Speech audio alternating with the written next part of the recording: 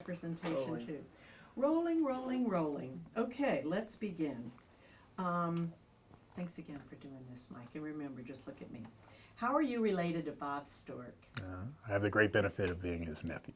Okay, you got to say Bob's nephew. Yeah. I have the great. Okay, how are you related to Bob Stork? I have the great benefit of being Bob's nephew. Okay. How long have you worked at Communications International?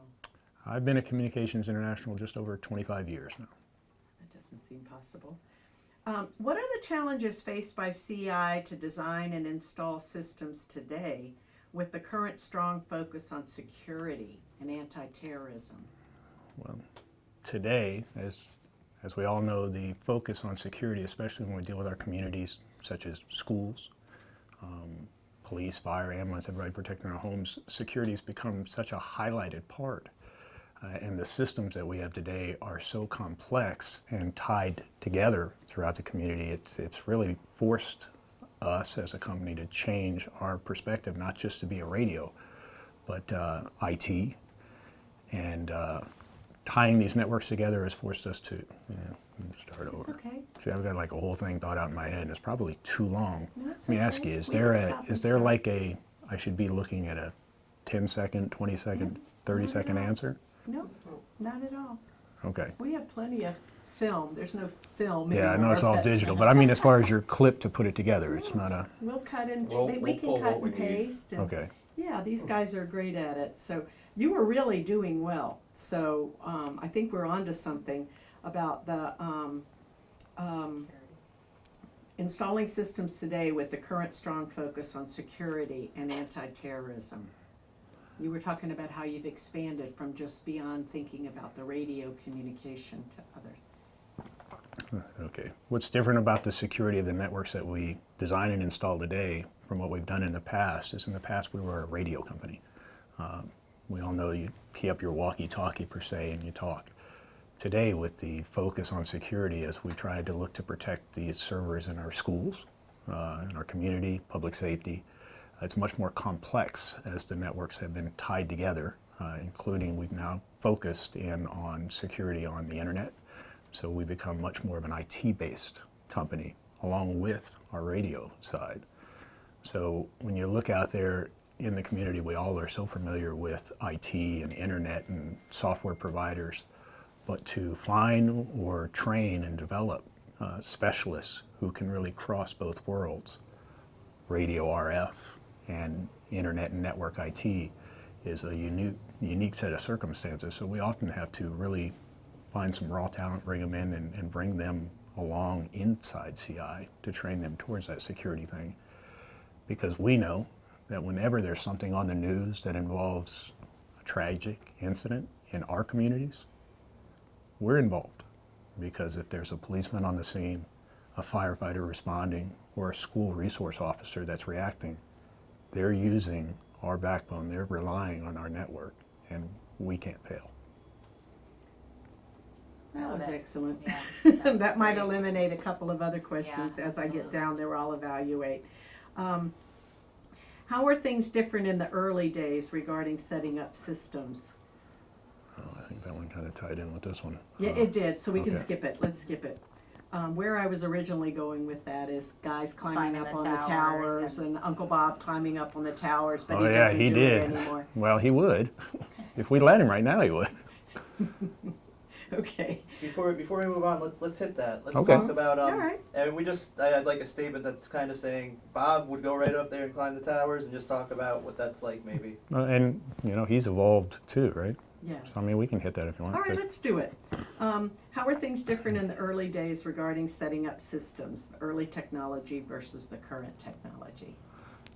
The technology over the last several decades has really grown and evolved in a level of sophistication that's far beyond what I think we could have imagined 25 years ago when I started, much less 40 some odd years ago when Bob began.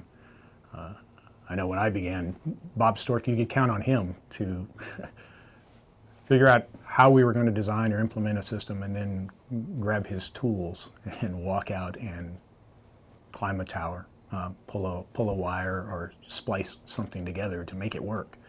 It was really whatever we could do to make a radio work. Where now Bob spends in his retirement days, hours on end, designing radio systems that have intense DoD level security, along with timing RF, which travels at the speed of light, to connect within microseconds of another piece of RF that's traveling at the speed of light through the air. Amazingly complex, highly intense when it comes to the training and intelligence it takes to do it, and not something you expect from a guy who also will run up a tower and just kind of hold on with his belt while he figures out how to put a cable together. It's come a long ways. That's the first we've heard of that. That's great. That's great. Tell us about one or more obstacles the company has faced and how Bob helped to guide the company beyond them to survive. Maybe there's different emerging trends or any competition, any world events. So I was reading that question just a few minutes ago, and I had some, but none that I'd want to hit on. Okay, And it's no more in problem. growth. As CI expanded and opened new branches across the state, what were the key tenets of the company that always remained within the company culture, regardless of the location? One thing that's always been important to Bob and that he's made sure that he instilled within the company is wherever we are, we're in that community. So when you look at the communities we serve, we have an office there. And it's one of the things we like to bring up is that we're a part of that community. We're in your community. We're not just serving it, from a distance. So as we expanded across the state, it was always important, and you could see that Bob would drive that, is that we will be there, we'll have a presence. So not just service friends running throughout, but a building and people serving within. That was very good too. Do you see Bob as a role model for all of the CI employees? If so, what's the most important thing you feel that he has shared with all of them? Bob is a role model to every employee at CI, and he shared a lot with everyone. If I had to look at one of the things that I think is the most important, at least to me, that he shows as a role model is his dedication to being willing at all times to do anything to serve the company. I'll always remember watching him take out the trash on one of my first weeks at the company, and I thought, there's the CEO. He can do every job from the bottom to the top, and he expects it of everyone else. What type of family person is Uncle Bob? Goofy. Goofy. Well, that's fine. Uncle Bob's I can't say that. Uncle Bob is always fun to have around in any family environment. You'll really see that people are attracted to be around him because he will stir up fun at any point in time, and if something gets too dull, he'll do something just to make a pop. Okay. Successful entrepreneurs rarely give up. How has Bob demonstrated this?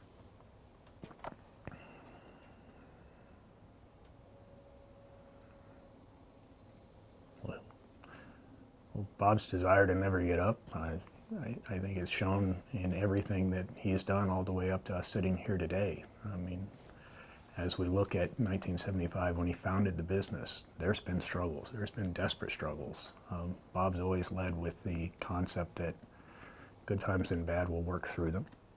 Yeah, see, none of this works That for was me. actually okay. No. Successful entrepreneurs rarely give up. How has Bob demonstrated this trait? I think Bob's willingness to never give up is part of why we're here today. I mean, we think about the company, CI, that he founded back in 1975. There's been some years that we've struggled. In good times and bad, Bob has always been steadfast with, give into the company, give into your communities, and it'll work out. Things will be better. Things will pay off. I've never seen Bob give up on anything. And well, that's it. That was good. Mm-hmm. We're going to cut it right there. How is Communications International viewed in the overall communications industry? Like your market share or what, how are you guys? I would hope that you're like, Well, so you talk about market share, I was like my competitors, a fierce competitor, right? It's almost a negative thing when you think about it at times.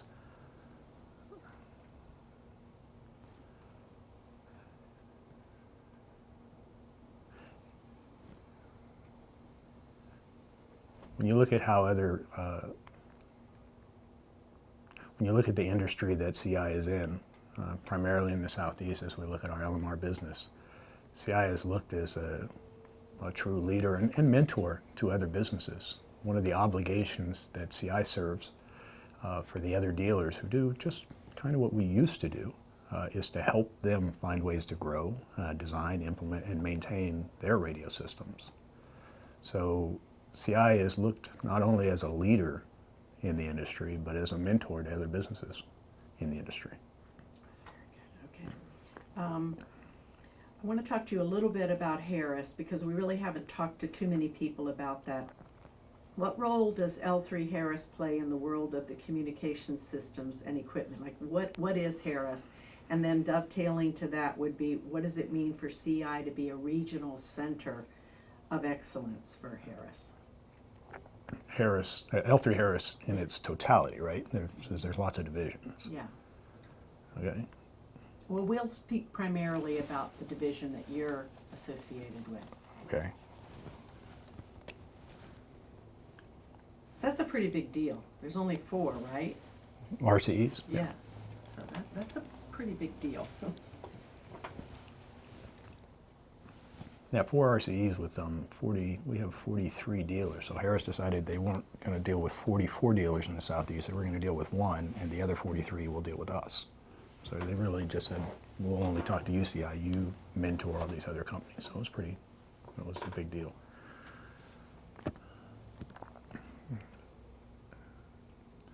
L3 Harris is now the 5th largest defense contractor in the United States. So what the name or the brand of L3 Harris is in communications in the industry is it's massive. L3 Harris supplies satellite technology, FAA technology, internet security. They're the largest supplier of communications equipment to the United States military, and they're the number 2 supplier of communications equipment to public safety throughout the United States. L3 Harris is CI's biggest and closest partner in the industry. What does it mean to be a center of excellence, a regional? So L3 Harris had decided to identify key partners and work with those partners to really develop its entire public safety business. They identified CI as that key partner in the Southeast and have asked or tasked us with mentoring and growing all of those dealers. So L3 Harris is relying on CI for their entire Southeast strategy when it comes to public safety on the communication side of their business. What role, let me see, in 2010, Bob made the decision to transition CI from a privately held company to an employee stock option plan. What do you feel led him to make this decision?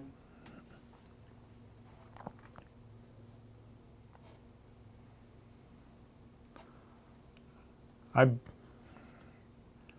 would assume that the key factors that led Bob to the decision of moving CI to an ESOP was probably first and foremost his love for CI, and secondly his intellect, knowing that 70% of businesses do not successfully transition from the original founder.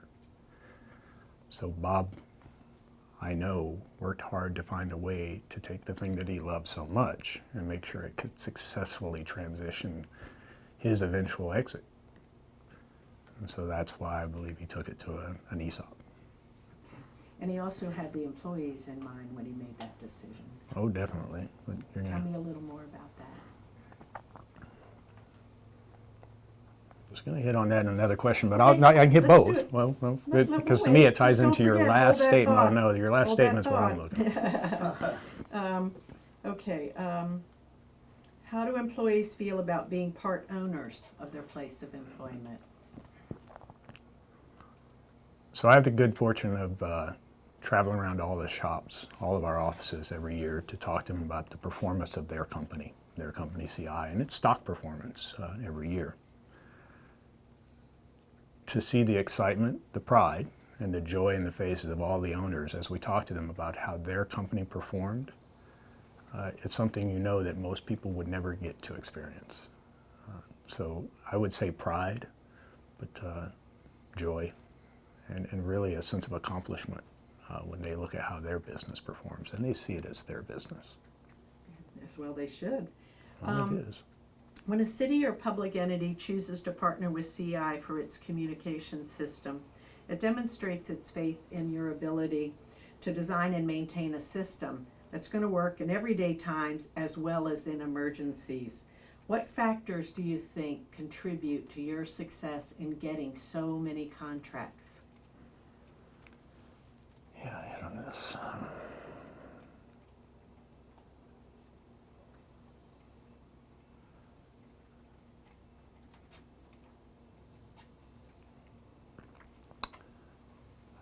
I think some of the things that CI is able to leverage when we look at renewing or earning a new contract, and we have many throughout our area, those communities, often those county commissions or boards, have to look at the ability to put their trust in a company that is not only capable but proven. CI's average customer has been with us for over 30 years. When you look at what they must take into account as they put the trust of their community into our hands when it comes to communications, I think it's not just the ability to do it, but the track record that proves you will be there to do it. And what our track record has and will always show is that we will perform, and we will be right there with you in the toughest of times, because that's when these systems are the most critical.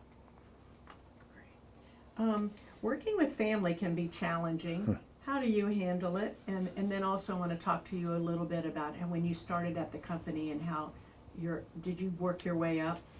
You were required to work your way up. Let's talk a little bit about that.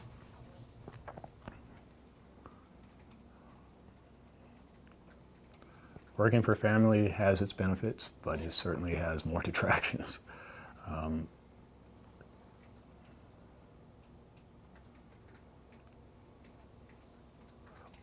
Working with family here at CI has always been pretty consistent in one thing that we all understand. When you come through the door, it's not Uncle Bob or my cousin Ryan or even my father who served here for years. It is Mr. Stork. And you really shut the family off at the door. Everyone at CI is supposed to be your family anyway. So that's the best I have. Okay. What emerging technologies or infrastructure do you see affecting or changing how communication works in the future? This is like where you're going to be in charge now in the future. Well, different technologies too, though. Yeah. To key into on one technology that's really emerging that will have a massive influence on our market in the future is LTE and 5G. When we think of our public safety providers, we would all want them to have the same level of technology that we carry on our smartphones, instant video and high bandwidth data. And that's not what they have today. It exists in the market, and so those are going to have a major influence on our system designs and how we design and implement new systems in the future to try and provide that level at a secure and consistent data process. We accept today if we walk into the mall and our cell phone doesn't have connectivity. Our customers can never accept that. So we'll work to design to match that coverage with our systems. What's the growth projection for CI? Next year, 15%. This year, 22%. Okay. But I'm not going to say that, right? I don't know, you just did. Okay, don't use that.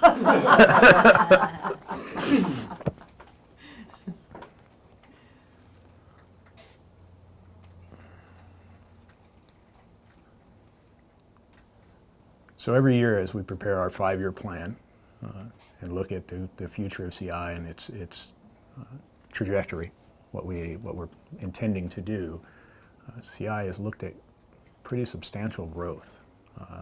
Last year in 2019 we had a large growth play. As we sit in 2020 now, our growth play is again, we're working through what is the largest year CI has ever achieved as a business. And our growth potential that we're looking at as we stare off into 2021 through 2024 is quite substantial. Expanding not only on our existing base, but also we're working on some mergers and acquisitions, thanks to the strength of the business that Bob left us with, to move into some new markets, maybe do some acquisitions on existing companies similar to us, but also to grow into some manufacturing that will complement what we do. That's very good. Both Bob and Carmen give generously of their time and finances to support the community. Why do you think this is so important to them? I don't know. Yeah, okay. Has Bob's spirit of philanthropy spread to CI as well? Is the company a good community neighbor as far as, do you support nonprofits or any? Oh, I think you guys know we do. Yeah. I don't want to hit on that either. Okie doke. Do you think Bob will ever retire again? Let's just wait. Wait for the rain. 30 seconds. That's hail. That's hail. The microphones pick up the slightest little thing. All right, let's go for it. Okay, let's Yep. go for it. Do you think Bob will ever retire?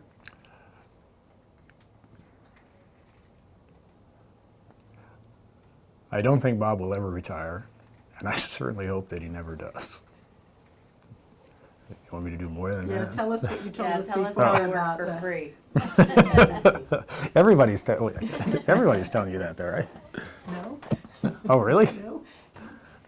I don't know if his wife knows. You can't use that.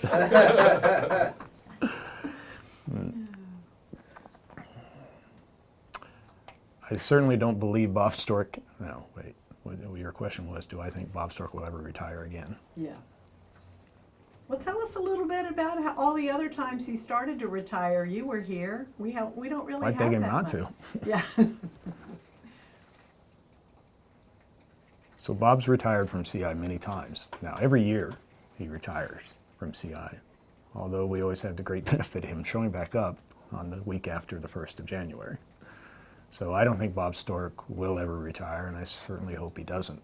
That's one of the things when you think about what has Bob shown and passed on within the CI family. He's one of 4 retirees that we have that still show up and work at least 30 hours a week, a few of them for free. So we don't ever want Bob to retire. No. What do you think he'll do for the next chapter of his life? The next chapter of his life, he's going to keep designing radio systems for CI. That's good.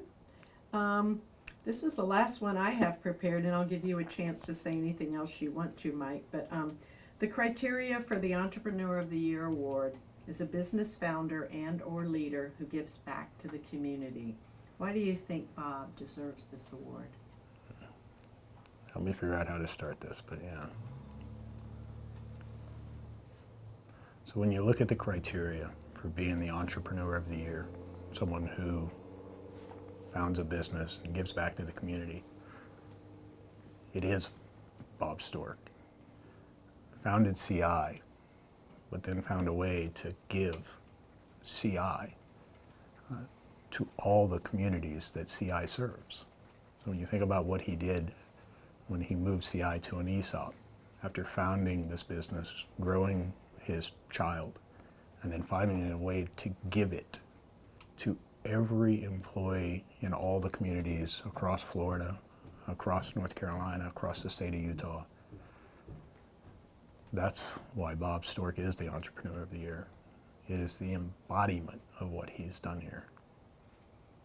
Very good. Anything, Chris? Jimmy? That Did was we good. get that? Could we get that I last know. question? Then it's Somebody just, walked Somebody by.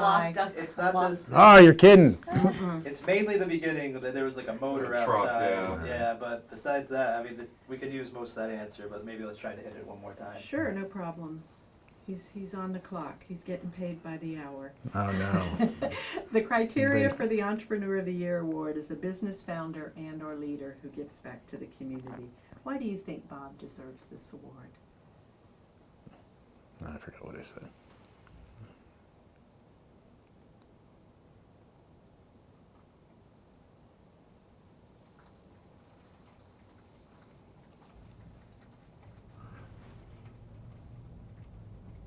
Hail. I know. Was we're it gonna- good? all No, I kinds hear, of, I hear whatever that noise is too. Are you guys hearing it? Oh my I god. mean, See, now I'm clued in on the background. Yeah. Okay, I think we should be good. All right, let's do it. It's nice and quiet. Why do you think Bob deserves this award? As an entrepreneur who founds a business and gives back to the community, that is exactly what Bob Stork is. When you think of what Bob has done from founding the business and growing this child to what it is today, and then finding a way to give it to all the employees and all the communities across Florida, North Carolina, and the state of Utah, it really embodies exactly what the Entrepreneur of the Year would be, should be, and is. Bob Stork is the Entrepreneur of the Year. Boom. Boom. Yep. Got it? You got it. Great. Monique, anything? No, I think still we're back gonna have a there? hard Over there? time- We're gonna have a hard time cutting.